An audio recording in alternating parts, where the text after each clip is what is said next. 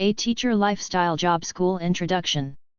This is a lifestyle, job, and school guide for the education professions, which are mostly teacher and administrator jobs within the education industry, much of which is public/government funded, although there are many private school and education businesses out there, especially with the rise of the special education field, which, in my view, caused a mass panic among naive parents who were fooled by fraudsters who lie, telling them their child is much more deficient than they really are, so the naive parent buys into the snake oil and pays good money for useless remedial education products and services. If you don't believe me, type this term into a search engine. Leon Eisenberg ADHD fraud. The education field that was once the province of true intellectuals, people with an intrinsic love of knowledge, who wanted to help people, has given way to a massive for-profit industry masquerading as a benevolent, non-profit field. I've seen it in administrators working for the local Department of Education, in the lazy, cynical, selfish teachers I hung around with at the teacher's room when I was a school teacher, and at the universities when I was a teacher there. I've seen the massive explosion of useless courses and majors at universities after they got the government-funded student loan laws passed in Canada and the United States. I didn't realize how massive the private education industry is, mostly for one-on-one tutoring and counseling, often at exorbitant prices, until I found the website SNAP4KIDS, which listed education resources state by state. In some states, there are hundreds of for-profit education services for children. When I was a kid, we went to school. That was it. There were no private education businesses around. Special education was created. Millions of kids got diagnosed with fictitious learning disabilities. They went on drugs, and the scared naive parents shelled out lots of money for private tutoring and counseling services over and above what was done in school. The irony is that the concept of school is an artificial idea in the first place. It's not natural for a child to sit in a room for 5 hours a day listening to stuff, some of which is useful, some of which is not. It's more natural for a child to move around, play and explore things through self-motivated curiosity and action. With all the money in the government-funded schools, the private schools, and all the tutors, counseling and education products out there, it's hard to separate good education from money-making schemes. I've seen my share of administrators and teachers taking advantage of the system by being as lazy as they could be. In the government, you get the same salary regardless of how much effort you put into the work, and it's very hard to get fired because you got a union backing you up. This book is made up of the following info: the teacher lifestyle and mindset, teacher resources to help with lesson plans, how to get a teaching degree, online if you want, how to find a teaching job on any subject at most grade schools worldwide, public and private, find teaching jobs at colleges, online and tutoring, find other education jobs like administrator, writing textbooks, etc. It's about the teaching profession from preschool to the vocational trades and higher education at colleges and universities. It's about many non-teaching jobs at schools and colleges in administration, maintenance, cleaning, security, etc. I list the human resource websites of many universities and colleges. There are education jobs in fields like publishing, online, software, educational products, education activism, policy, politics, school boards, etc. This book gives contact information for education organizations, education institutions, and grade schools in most countries. It's for prospective teachers who want to teach either in their home country or in a foreign country. It's about how to get educated, then find a job either as a teacher or professor at grade schools in Canada, the United States, and the world. I start off providing information about how to get educated as a teacher, find a job, and lists of most American and Canadian school boards, public schools, and private schools. I tell you about the job field to teach at colleges, often called higher education or professor and lecturer jobs, which is universal between Canada and United States. If you got the right degrees, you can easily get a job in the other country that you're not a citizen of because you're considered a specialist, or at least that's how it used to be. Nowadays there are so many people with doctorates in not just the social sciences but in other fields that it may be that you're not considered a specialist anymore, therefore the immigration authorities will not let you in like they used to. For example, if you have a PhD in psychology, it's like, so what? Any hack can teach that stuff. The immigration people might tell the college to find a citizen to teach the stuff. It's not like you're a unique, advanced specialist. On the flip side, there are lots of online jobs you can do from home.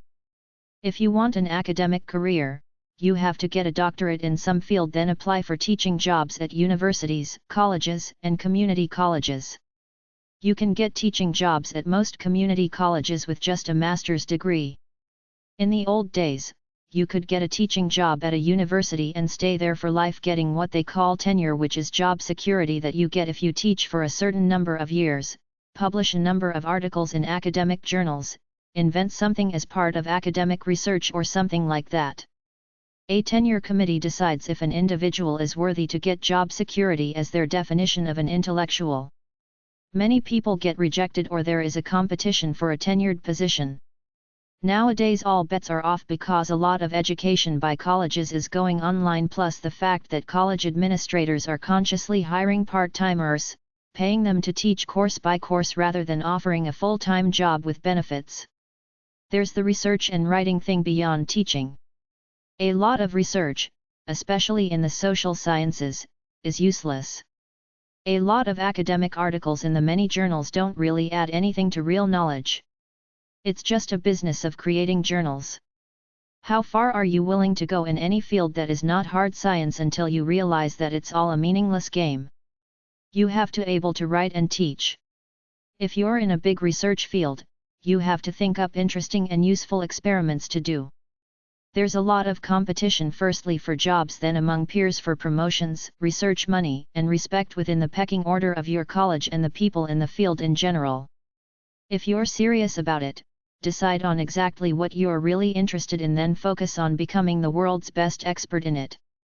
Find a mentor or several in your field to learn from. Try to get published while you're still a student by creating original essays, then simply submit them to relevant journals. The address is on every journal. If you get published just once, that's a big advantage to get a teaching job at a college. Learn the procedure to write formal papers and grant proposals for research funding. You might get bored of your field and move into some other subspecialty in your field. There is a lot of hate, jealousy, and competition in academia because all these eggheads think they're hot stuff, so they don't want anyone to do better than them. Create a good resume with examples of your written work.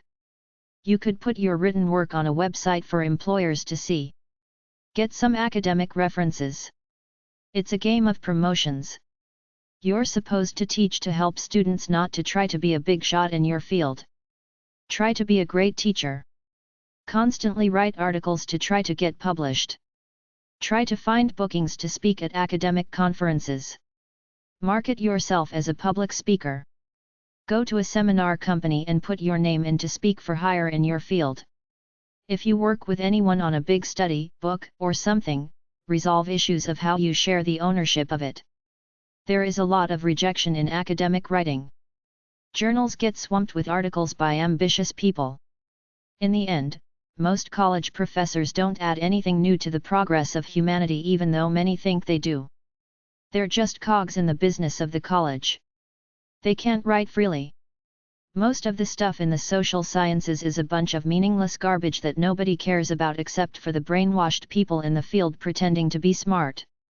Naive college kids buy it. The vast majority of college professors in the humanities are bullshitters hooked on ego rather than soul. The guy at the following website has passed, but before he got cancer, I used to listen to him at renzradio.com because he understood what's going on like I do. /renz.com/datapages/profdumdat.htm.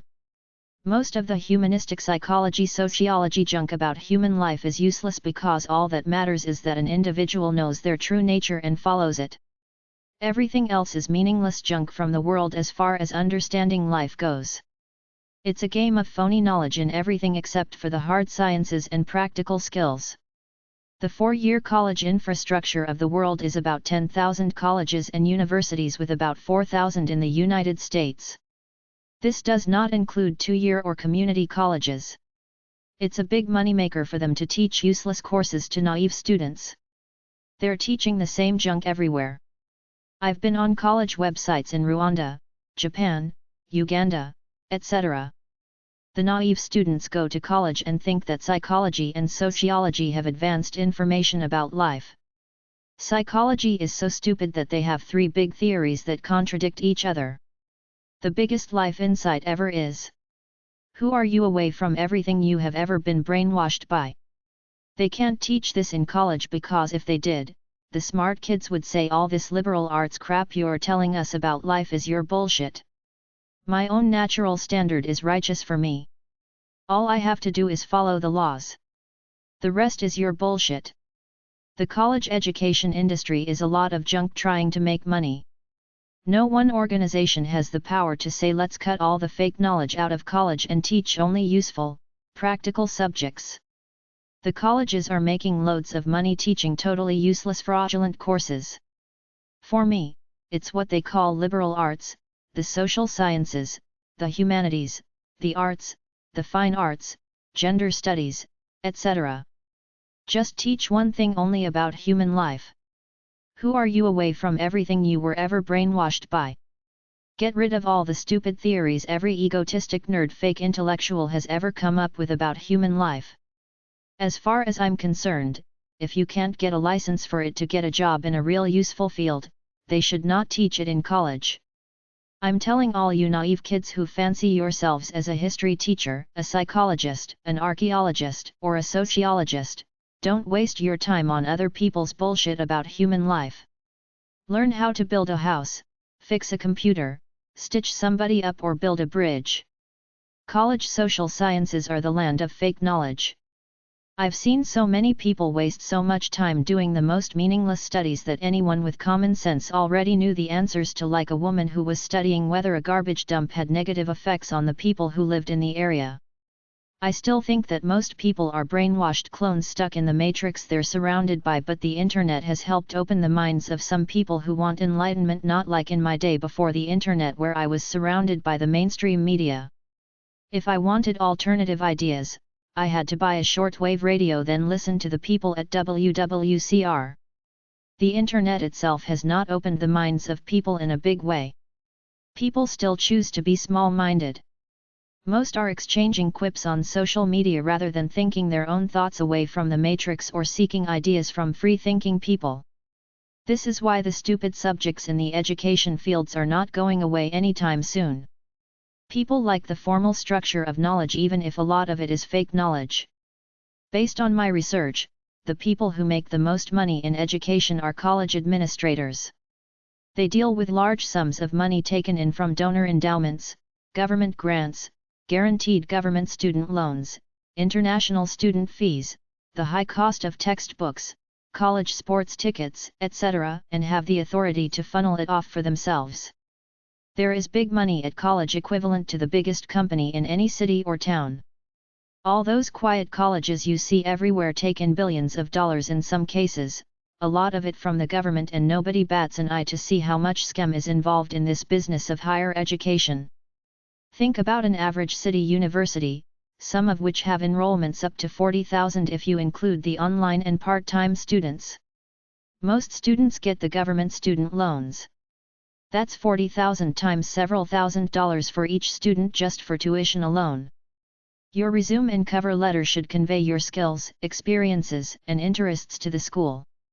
They're looking for someone who can not only teach but might be able to take on an extracurricular activity like coaching the basketball team or managing the computer club.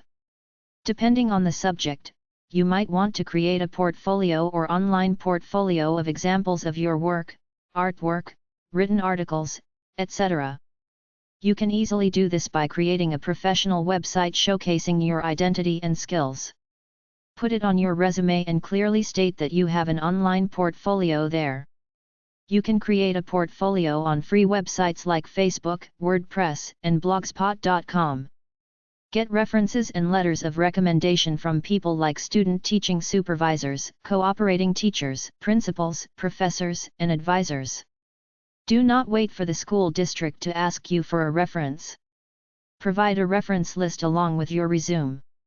Research potential school districts in order to learn about their hiring procedures and salaries. They might list job openings on their website and have an online application form. Go to teacher career fairs. Practice your interviewing skills before you begin interviewing for career positions. Some typical interview questions for teacher candidates are as follows. Why do you want to become a teacher? What are your greatest strengths as a teacher? Tell me about yourself. What is your greatest strength/weakness as a teacher? What is your philosophy of classroom discipline? What kind of classroom management plan do you favor? How would you implement it in your classroom? What strategies have you found effective in the classroom? Describe steps that you would take to handle a disruptive student in your classroom. What would I see if I visited your classroom? Why do you want to teach at this school/district? Do you have any special skills or talents that will contribute to your classroom success? What about your hobbies or leisure time activities? Do you have any questions? If you're interested in teaching English or any other language, I created a separate book for that. Books about an academic career are at number 378.125023 at the library.